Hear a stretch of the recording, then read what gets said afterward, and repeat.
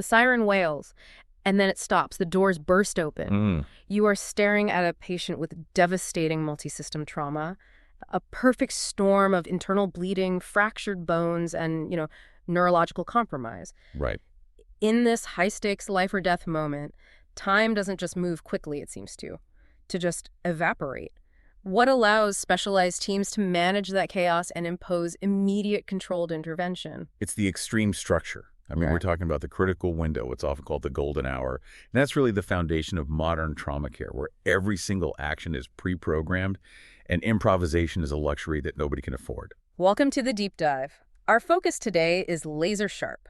We are interpreting and analyzing Chapter 27 of Baily and Love's 28th edition, which is specifically dedicated to the early assessment and management of severe trauma. This chapter is really the blueprint for acute surgical and critical care. And our mission is not to just regurgitate the textbook. We are here to transform this dense, critical text into, actionable, memorable knowledge. Yeah. We're going to build those memory anchors and provide the practical insights you need to truly grasp the underlying why behind all these protocols.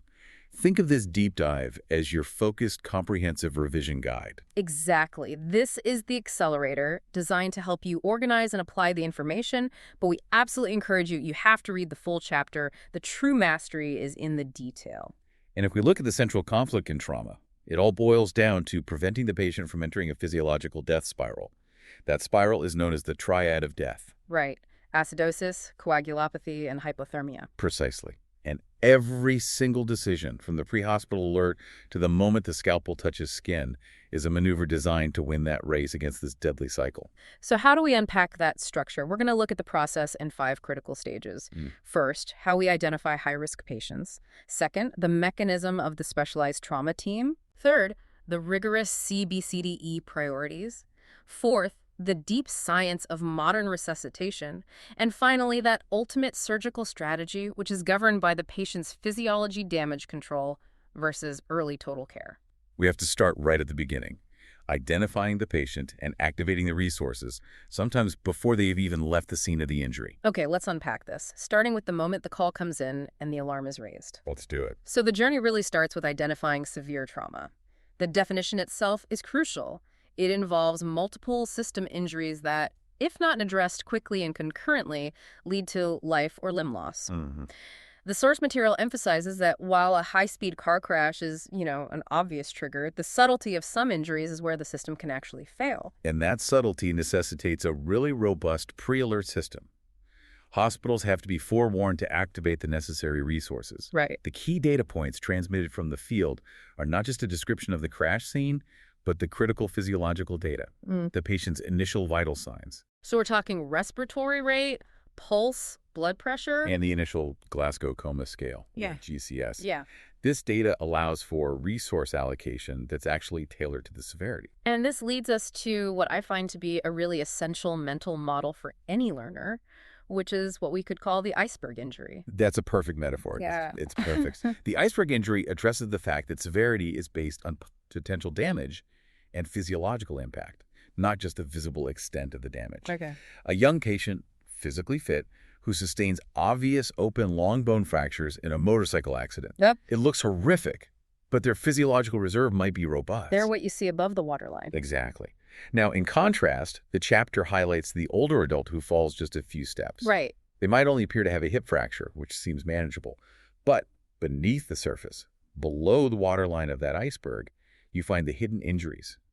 Maybe multiple non-displaced rib fractures that severely restrict breathing, maybe a slowly expanding subdural hematoma, and of course underlying cardiac issues exacerbated by the stress. So their injury severity score, the ISS, and their mortality risk can actually be much higher than the younger patient with the more dramatic-looking injuries. Oh, easily. Yeah.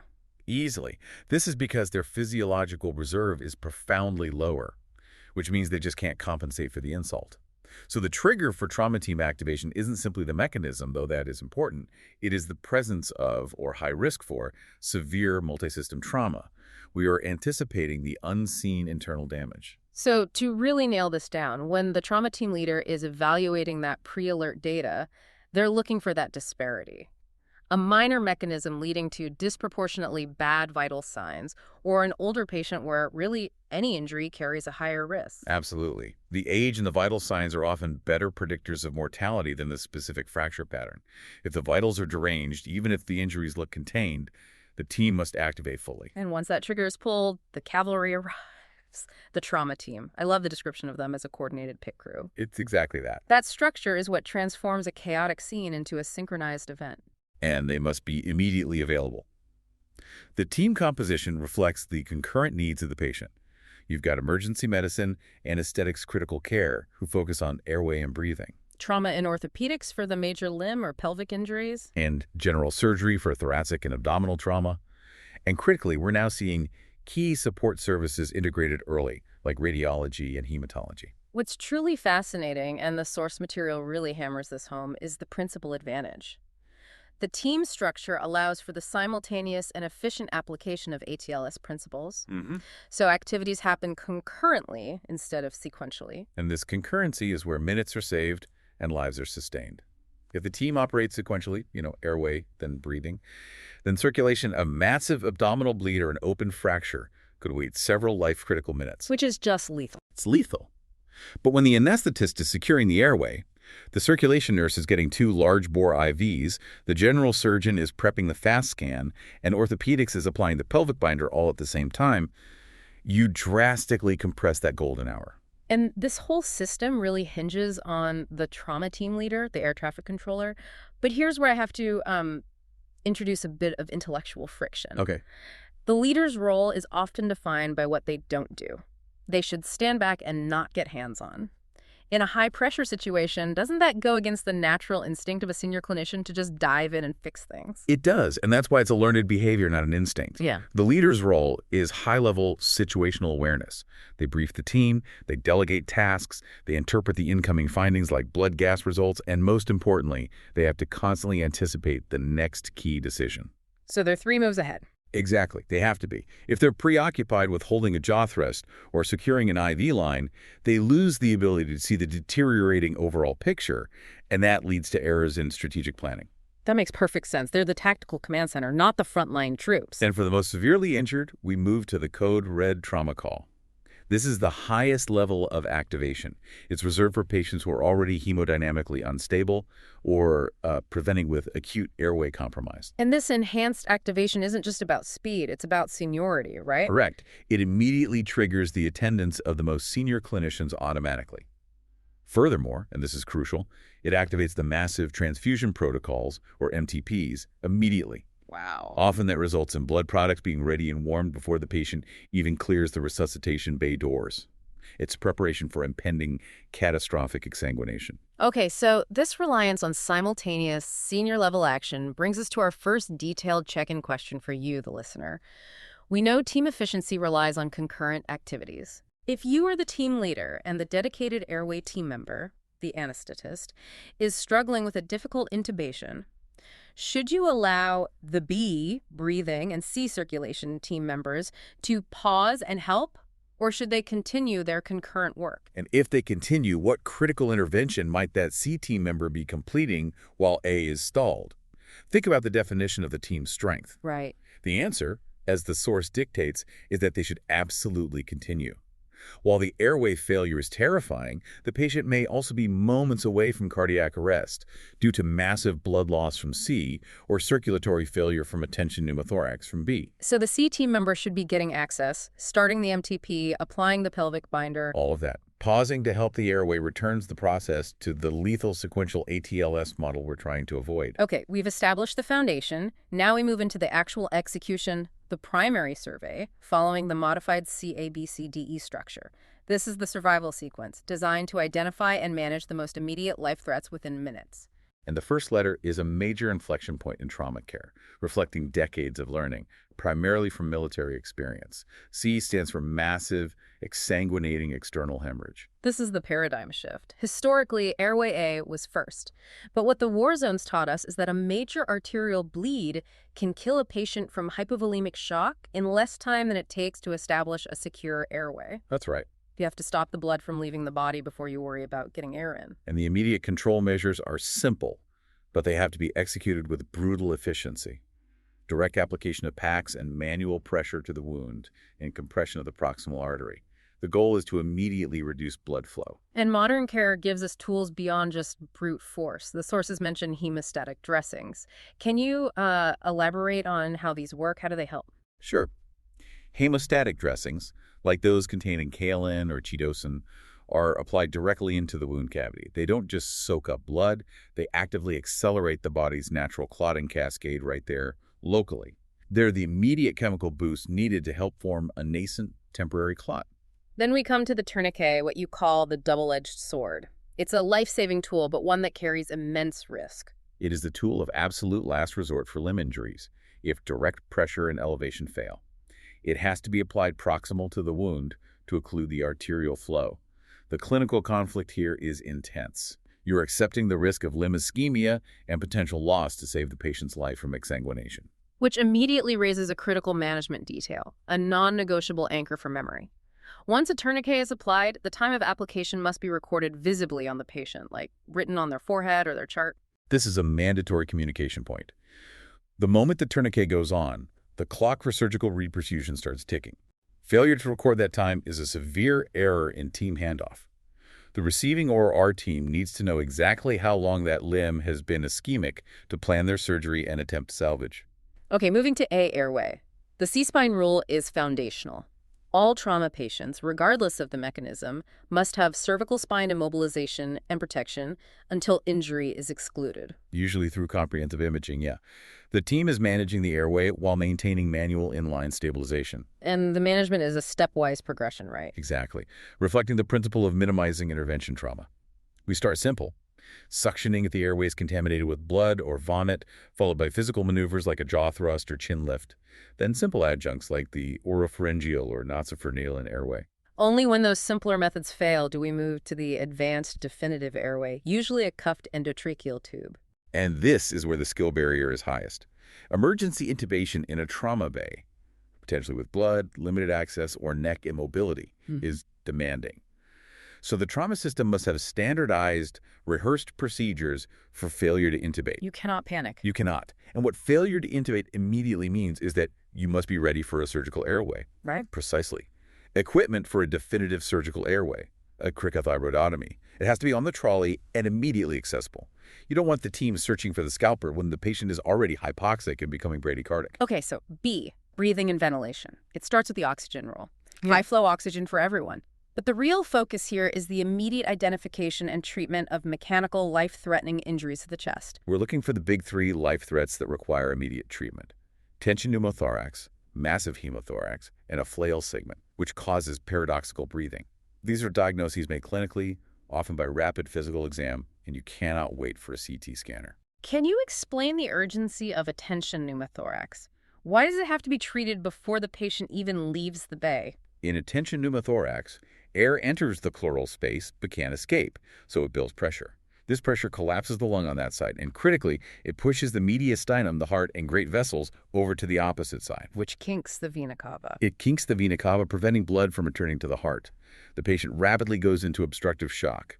Immediate treatment is needle decompression, followed by a formal intercostal chest drain insertion. Which means the required tool and expertise have to be right there. Has to be. It's a standard trauma team skill set. Moving to C, circulation. This is all about securing access and stabilizing the flow. Right. We need at least 2 large-bore IV cannulae. If peripheral access fails, which is common in shock, the team must be ready to quickly secure central or increasingly intraosseous or IO access. Often through the tibia or humerus? Yeah. The initial assessment of shock relies on those classic signs: cool and sweaty skin, rapid pulse rate over 100, and hypotension. And we treat hypotension in trauma as hypovolemia until it's proven otherwise. Mechanically, we need to contain possible bleeding sources. This brings us to the pelvic binder mandate. A critical step. The rule is clear. Apply it to all hemodynamically unstable, blunt trauma patients. And, applied correctly over the greater trochanters, it acts as an external compression device, closing the volume of the potentially fractured pelvis. The sheer volume of blood that can be lost into a fractured pelvis is catastrophic. It is. And here is another critical rule. The binder is not removed until a pelvic fracture is radiographically excluded. It's a temporary life-saving splint, and its role is paramount in the initial C management. So the core priority in C is simultaneous fluid resuscitation and the immediate identification and control of the hemorrhage source. This how of resuscitation is what brings us into the deep physiology of modern trauma care, which completely rewrites how we think about blood pressure. It's the deep dive into the balancing act. This is a concept that's really challenging for many learners who were taught traditional ACLS. We're talking about permissive hypotension. Intentionally keeping a patient hypotensive feels inherently risky. It does. It requires a profound philosophical shift. The goal is not to immediately restore a normal blood pressure of, say, 120/80. Right. The goal is to temporarily maintain just enough blood supply to the vital organs, the brain, heart, and kidneys, while avoiding two critical dangers. First, avoiding dislodging the nascent clots that are desperately trying to form, and second, avoiding dilution of the remaining blood components. So if you push the pressure too high, too fast, what they call popping the clot, you turn a controlled leak back into a torrent. Exactly. The pressure overcomes the mechanical resistance of that temporary clot. So the clinical target is specific, a systolic BP of 70 to 90 millimillar Hg, aiming for a palpable radial pulse. This lower pressure protects the bleeding sites. But then we hit the crucial, non-negotiable exception, the head injury anchor. This is critical. If a head injury is suspected, specifically if the patient has a GCS of 8 or less, the target pressure must be higher, greater than 90 millimillar Hg systolic. Why is that? It's because the injured brain is extremely susceptible to secondary injury from reduced perfusion. We must prioritize cerebral perfusion pressure, the CPP, over clot protection in the periphery. Wow, so the trade-off is intense.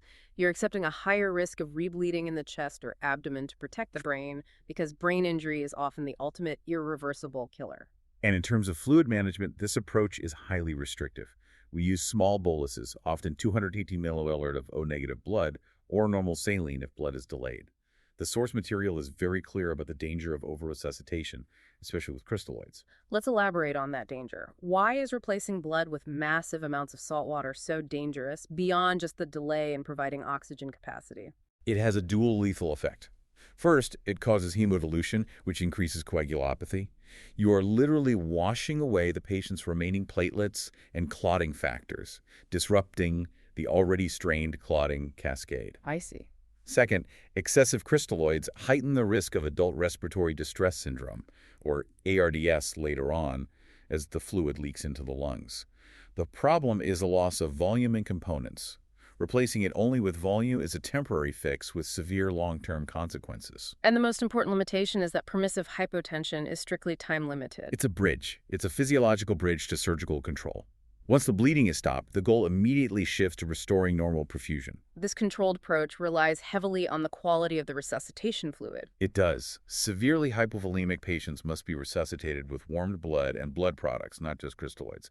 This is the realm of massive transfusion protocols. And the MTP ratio is the critical anchor that governs this process. It dictates the specific components we replace. All major trauma centers adhere to the principle of balanced resuscitation, aiming for a 1 packed red cells, 1 fresh frozen plasma, 1 platelets ratio. This is non-negotiable. Okay, so one of each. One of each. Red cells restore oxygen carrying capacity.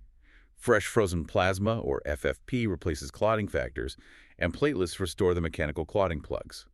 By using this balanced ratio, we directly combat the coagulopathy component of the triad of death. The logistics of achieving that 1.1.1 ratio must be immense. It requires constant communication between the trauma bay, the blood bank, the lab. And the blood products must also be warmed because we're actively fighting hypothermia at the same time. Right.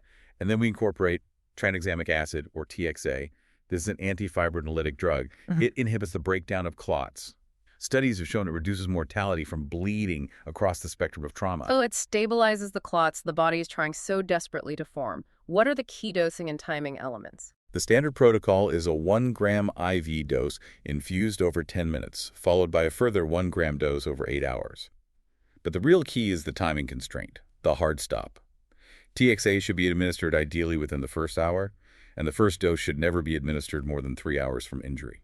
Why is that 3-hour mark so critical? Why does the risk profile change so dramatically? The benefit of TXA is derived from stabilizing the clotting environment during active, uncontrolled hemorrhage. After 3 hours, the systemic inflammatory and coagulopathic processes have advanced significantly.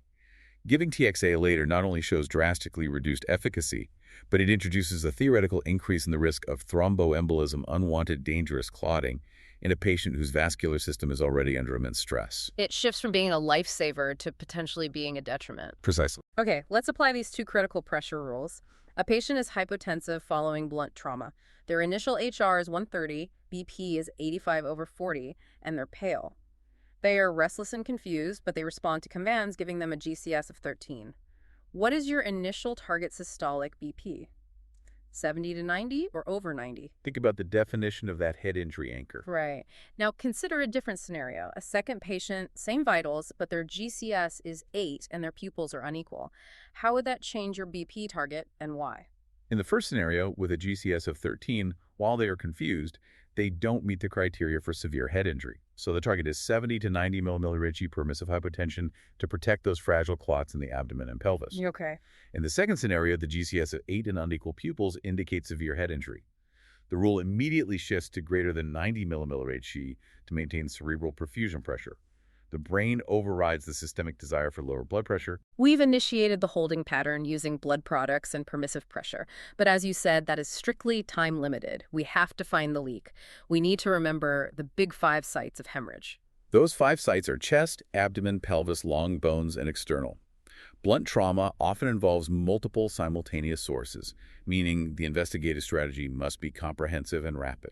And the undisputed gold standard investigation for the stable or near-stable multi-trauma patient is the whole-body CT scan, the WBCT. The WBCT is comprehensive. A scan from the head right down to the pelvis, often including the spine, usually with IV contrast to highlight active bleeds or organ injury. And its indication is critical. It's for any patient with signs of multiple injury or deranged physiology, right? Not just for the worst-case mechanisms. That's right. We are looking for occult injury everywhere. The logistics of WBCT are now critical to trauma center design. It should be immediately adjacent to the resuscitation bay, often allowing resuscitation to continue while the patient is being scanned. Why has this largely replaced early chest and pelvic x-rays? Speed and detail. While x-rays provide quick, two-dimensional screening, they miss crucial details like small pneumothoraces, retroperitoneal hemorrhage, active arterial leaks, or subtle brain bleeds. The WBCT provides a definitive three-dimensional roadmap of all injuries quickly. And crucially, a provisional hot report identifying major issues is often issued verbally within minutes, guiding the surgical team immediately. But what about the patient who is simply too unstable for the WBCT? This must be the most difficult decision for the trauma team leader. How do you define too unstable? Too unstable means the patient is hemodynamically unresponsive to the initial rapid resuscitation with blood products. Their BP remains dangerously low, or they're transiently responsive only to continued massive boluses. They just can't tolerate the few minutes required to move into the scanner. If they are too unstable, the decision is immediate surgical control of hemorrhage straight to the operating room. Straight to the OR. The most likely sources of this catastrophic instability are high-volume abdominal, like the liver or spleen or pelvic bleeding. And we must have minimum imaging before they go. An immediate chest radiograph to exclude catastrophic intrathoracic hemorrhage is mandatory. An immediate pelvic radiograph is essential, especially since the binder is already applied. But this imaging must not delay transfer. A fast scan can also rapidly confirm free fluid, which is blood, in the abdomen pointing toward the leak. And if they bypass the CT, the rule is strict. They will invariably require a WBCT after surgical control is achieved and they're stable enough to tolerate it. Assessment isn't complete until the entire body has been imaged. Now we can briefly cover the secondary priorities in the primary survey. So, disability, or D, involves calculating the GCS, noting pupil size and reaction, and assessing limb movement.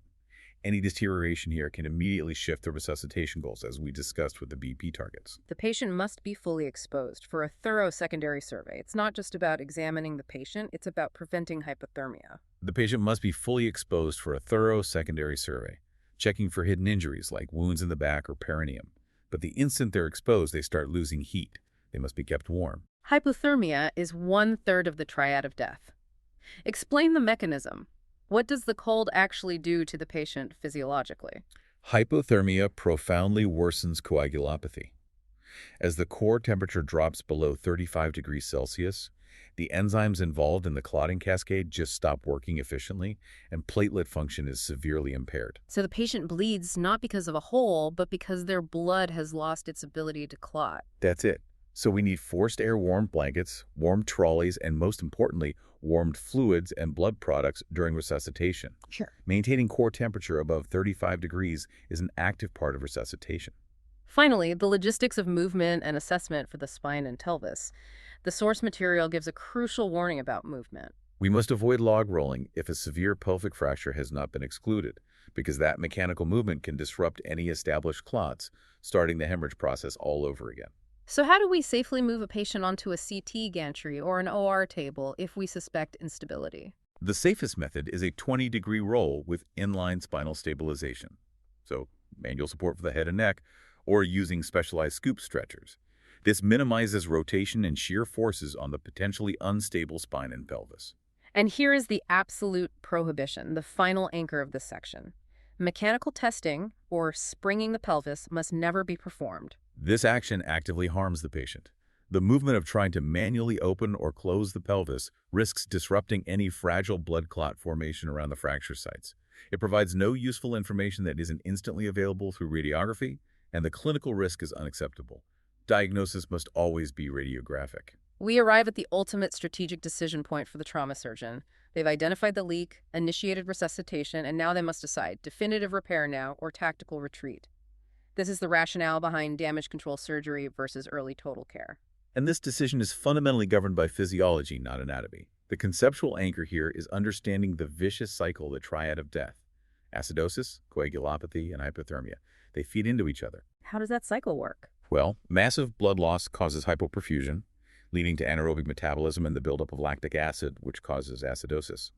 The combination of shock, crystalloid use, which causes hemodilution, and hypothermia shuts down the enzymatic clotting cascade, leading to coagulopathy. And the open wounds and massive fluid administration accelerate heat loss, causing hypothermia, which in turn worsens the acidosis and coagulopathy. It's a physiological death loop. And performing complex, lengthy surgery, which is inherently traumatic, on a patient who is already in this impaired state risks pushing them irreversibly into multi-organ failure.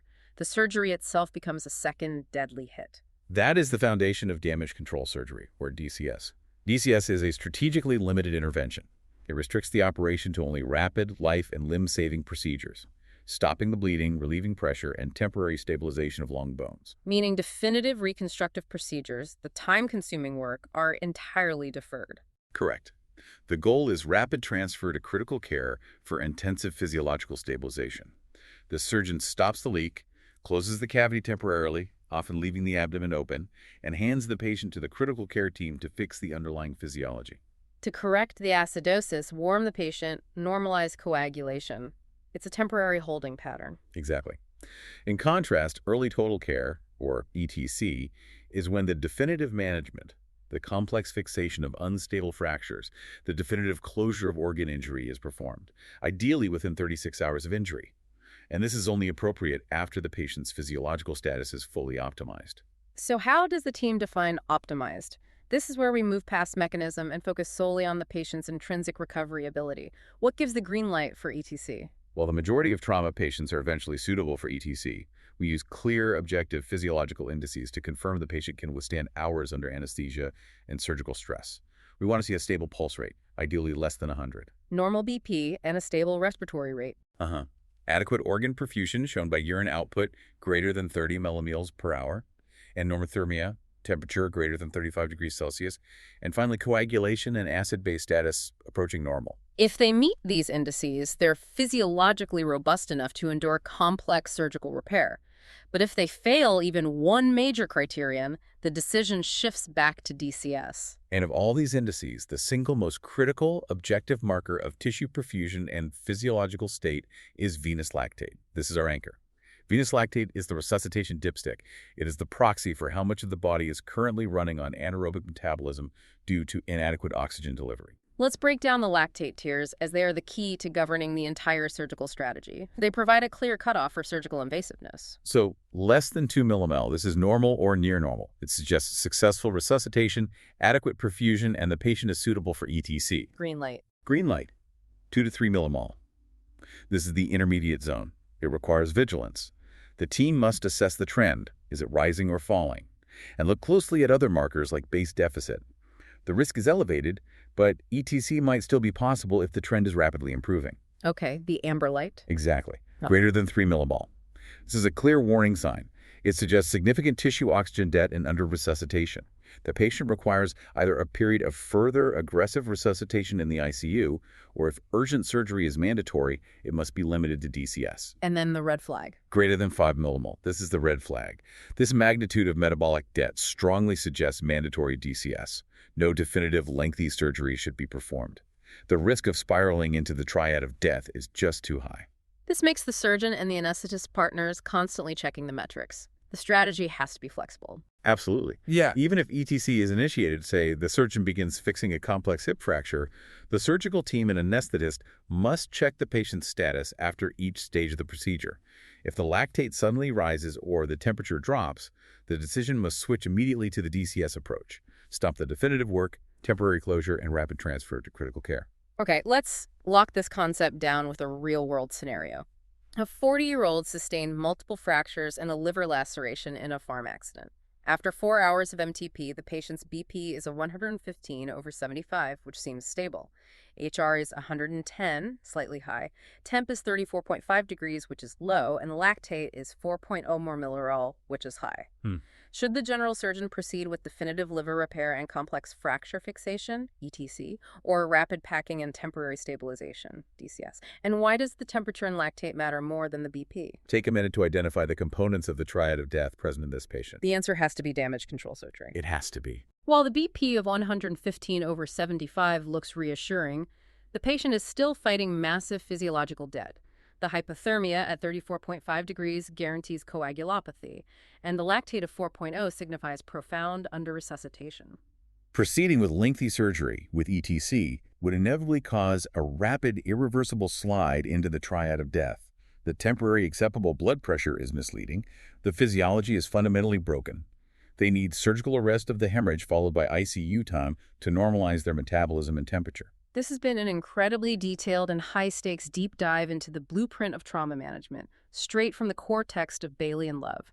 Let's quickly review the essential anchors you need for your revision. Remember the mechanism of efficiency.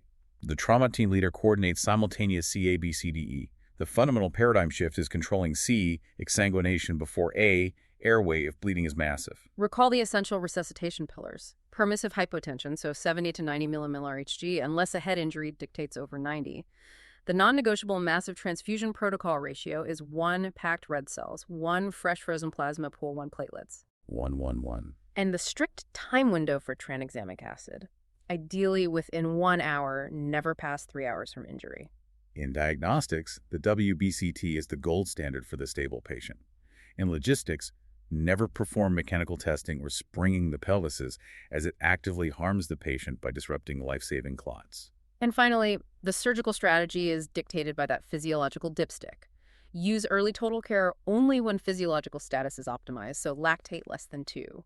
Anything over 3, and especially over 5, mandates damage control surgery. A tactical retreat to save the patient's life by allowing critical care to fix the underlying physiology. The core mastery in trauma isn't just knowing the steps, but understanding the physiology, knowing when the patient is too sick for a definitive solution, and requires that temporary damage control holding pattern. That distinction is the difference between a good surgeon and a great trauma manager. Use this structure as your framework. Go read the full chapter in Baily and Love and reinforce these anchors.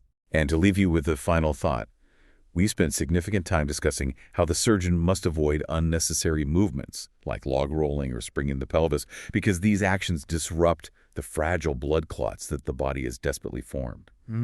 If established clots, the body's own rapid defense mechanism, are a life-saving measure in trauma, what does this tell us about the required surgical philosophy? How must the trauma surgeon constantly balance aggressive intervention, actively stopping the persistent leak, with a profound reverence for the body's own desperate defense mechanisms? It is a constant high-stakes negotiation between surgical cure and physiological preservation.